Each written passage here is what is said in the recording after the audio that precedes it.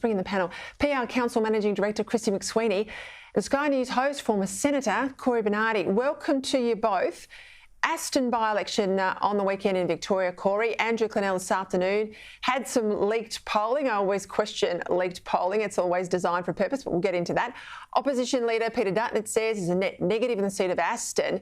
But crucially, it's a 52-48, two-party preferred, so it would be a Liberal win if that's the result on Saturday night.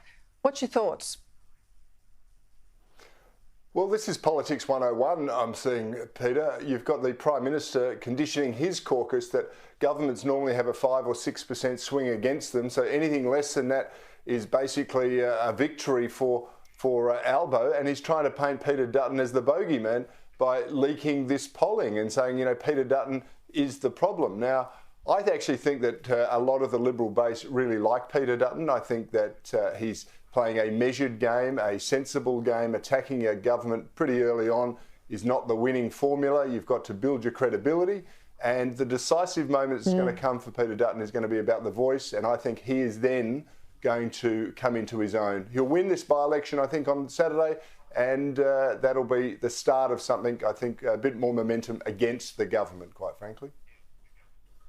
You were spot on. They said the same thing about Tony Abbott when he was a leader in 2009, and he nearly knocked off Gillard in 2010, and then he had his landslide. So you've got to establish yourself in the electorate, and governments have a honeymoon.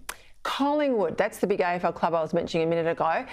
They're out there banging on about the voice, very much a pro-voice support there to members.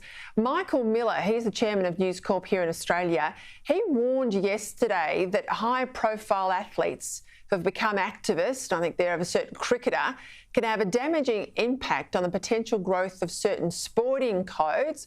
Christy, what do you think?